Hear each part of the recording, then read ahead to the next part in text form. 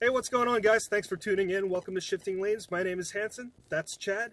We're in a 2017 Jeep Wrangler Sahara Edition.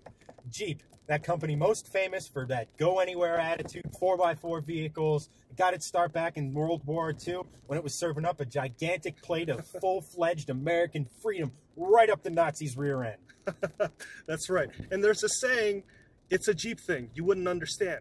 What does that really mean? So we're trying to find out today. Come with us. We're going to have fun. The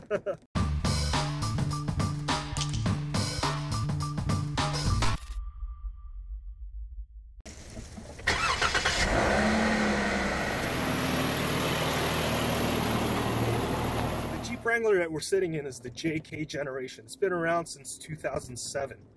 So this is the 10th year and might be the last before we see the next generation, the JL. The interior, probably the least important thing to most Jeep owners. In this one, it hasn't changed. I can tell you, Hanson said it was 10 years old, and it did exactly the same dials, same type of trip computer, the same buttons, the same everything from 10, 11 years ago. It's a Jeep. It's a Wrangler. It's not really meant to have a ton of creature comforts, so I can kind of understand that. But when you're buying a 2017, you expect something to be new, something to be different, and it isn't. You're right, it really hasn't changed, but no one really cares. It's functional. There's some beefy handlebars so you can get in. Just thick everything so you could reach in even when you're wearing gloves or when your hands are really muddy or something, but everything just works. What is the 0 to 60 in this? The 0 to 60 is, we're still measuring.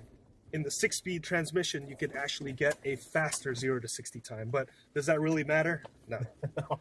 Well, tell us a little bit more about the engine. So the engine that's powering the Jeep Wrangler is a Pentastar V6. It's got 285 horsepower and 260 pound-feet of torque. With this V6, you actually get 17 miles to the gallon.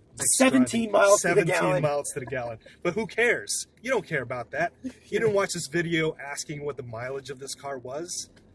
It doesn't matter. No, you're not buying a Jeep because you're like, I have a long commute and I need to save money on gasoline. But if your question is, what's the best vehicle where I could waste the most dinosaur juice? This is it. Kind of surprising to see more horsepower than torque in a vehicle of this type. Usually you expect those to be flipped. And that was definitely the case with the old school 4-liter straight 6 that Jeep people just get weak in the knees for.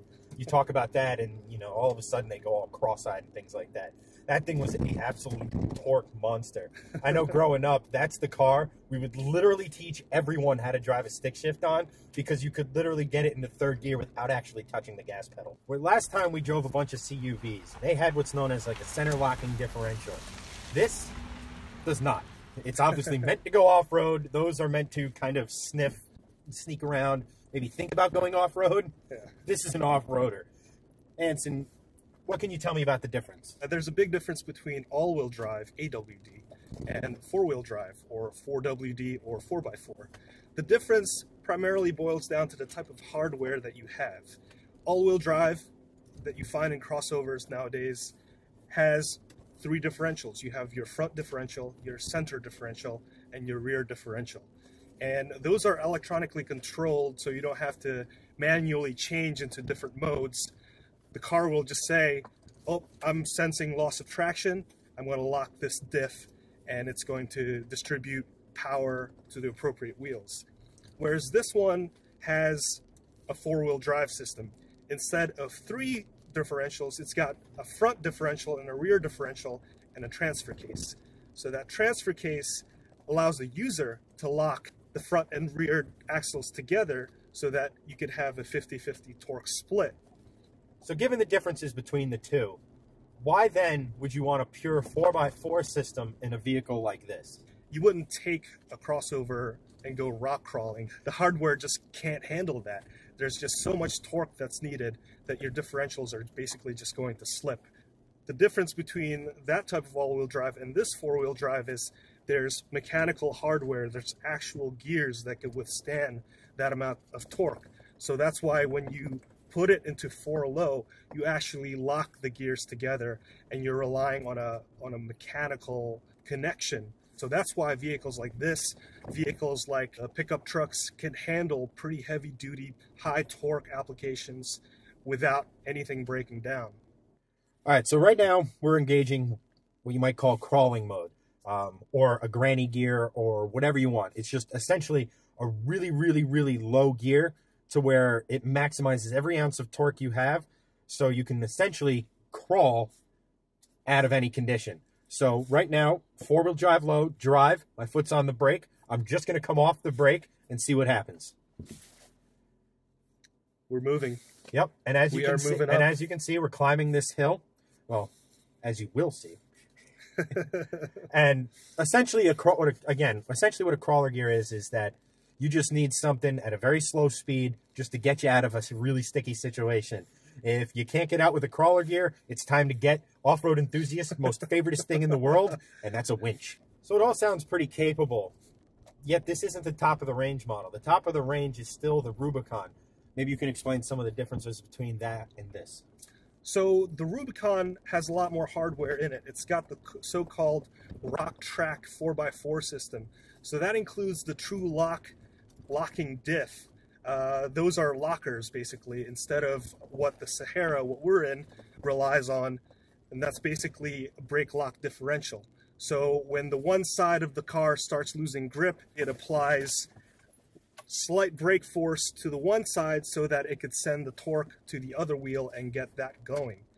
So the downside of that is you're relying on brakes to put the power down, whereas the Rubicon actually uses lockers to make it a more bulletproof 4x4 system. So the other cool thing about the Rubicon is it's got sway bars that you could detach. Essentially, that makes you more mobile around off-road situations. Essentially, by detaching sway bars, that allows you to have a lot more articulation, and essentially is just a more hardcore application for people who like to go, mudding, wheeling, climbing, whatever, on their weekends. What does that all mean when you put it on the road? What is that like to drive? Well, I don't know if you've been noticing, but we're bouncing around quite a little bit in here. Just the trade-off you make. It's like when you get in a high-end sports car and the suspension is really firm and you really feel everything in the road. That's great when you're on a racetrack or a smooth road and you want to feel everything. Same thing applies here. When you're off-road, you kind of want to have all that movement, all that feel and everything like that. But what it translates to is kind of a pretty awful ride. The problem is because of the front and rear live axle. Any sort of bump that you feel on the road, it's going to translate into a lot of movement in the cabin, and it equates to a pretty rough ride. This is a pretty rough daily driver, which leads us back to, why are there so many of these on the road? That's a good question. There's like, we counted within a 30-minute time frame around a mall. There's about, what did you say, 15 of them? 15, 16 of them just driving around the mall. Like, hardly the last place you'd expect to see a hardcore off-roader, but it really is this car's natural environment. That's true. Which is disappointing. All of that potential goes to waste. Yeah. And it just comes back to that question that I've been asking this entire time inside of my head. And what in the hell is that Jeep thing I'm not understanding? I personally, I'm an asphalt guy, or a loose gravel type guy. I like cars that are low down, performance oriented, something where I can hang the ass end out and not worry about it flipping 50 to 74 times, which is a real possibility in Jeeps. I mean, I'm sure doing any sort of Google search, you search Jeep, probably the 5th or 6th thing is just a compilation of videos of Jeeps flipping. Well, that's the appeal, right? You want to flip this so you could use your winch and upright yourself. I guess, but I mean, what are you attaching that winch to in a mall parking lot? So I think I may have an explanation to the whole it's a Jeep thing. This is one of those purpose-built vehicles. Something about purpose-built vehicles just kind of stick with you. We drove the Alfa Romeo 4C. That car did not have power steering, and it was tremendous joy to drive. It was so memorable. It was probably one of our favorites during that specific track day. And it stuck with us because it was a purpose-built vehicle. This one is a purpose-built vehicle. It's built to go off-road and doesn't do everything else well. Crossovers are great at doing everything. This car is great at off-roading and pretty terrible at everything else. If I could just make one amendment to that point, crossovers aren't great at everything. It's just great at everything that normal people need it for. They're not, case in point, you take it off-road, even the little road we're on right now, and they're not great.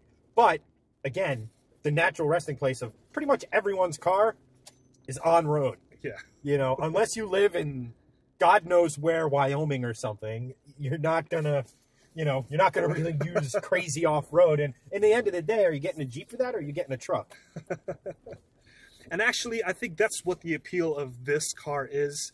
It's essentially people who love trucks and don't want the truck size, because this is the two-door version, not the Unlimited.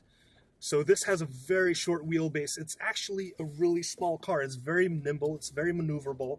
And you could park it in a mall without any sort of issues, unlike a big truck. But this still gives you the 4x4 capability. It still gives you the massive ground clearance. And when I'm sitting in it, when I'm driving in it, I feel like I could take on the world. Well, it goes back. Jeep did take on the world, and we won. America. Remember that. America. So, in case you haven't noticed, I don't really quite understand the appeal of these things. Yeah, I get it. You can go anywhere, but you could achieve that in an old school, like, K10 Blazer or something like that.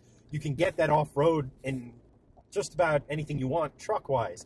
What centric to a Jeep is the thing I have difficulty wrapping my head around. I got you. I think I have a solution for this. I think we need a Jeep's person's perspective on this. I think we do, because I don't think you, me, or, you know, absent Greg can explain it in a way that I'm going to understand. So here's the crux of it, Tom. We came here to find out what the Jeep thing was we're not understanding. So you have a badass Jeep. It's capable of going damn near anywhere. Can you shed some light on this? It's a Jeep thing you wouldn't understand? Sure. I think people like Jeeps because they relate to the outdoors. You know, they want to be in the outdoors. They want to be driving a vehicle. They want to have something you can take the top off. You know, have a convertible, four-wheel drive. And I think people just kind of fantasize about, you know, adventure and going up mountains and through lakes. And I think Jeep kind of like makes that you know, fantasy a reality for a lot of people, even if they never put it in four-wheel drive and never use it.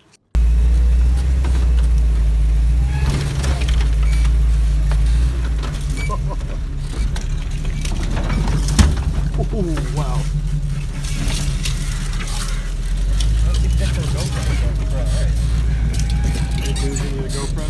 So at the end of the day, the 2017 Jeep Wrangler Sahara Edition is a very capable off-road vehicle. Probably more capable than just about any of its owners are ever going to use. The thing of it is, would we buy one? Me personally, I wouldn't. Hanson? I wouldn't either, just because it's such an expensive vehicle for such a limited functionality. Perfect off-roader, but if you don't do that on a constant basis, maybe like not even on a weekend basis, it's hard for someone to kind of justify this being their only vehicle. It's got poor gas mileage, it's got a rough ride, so if you don't off-road, just avoid. All right, everyone, thank you so much for watching. Agree? Disagree? Let us know in the comments below. You can also find us on social media. We'll put links in the description below. I've been Chad. That's been Hanson. Check us out on shiftinglanes.com, and we'll catch you next time.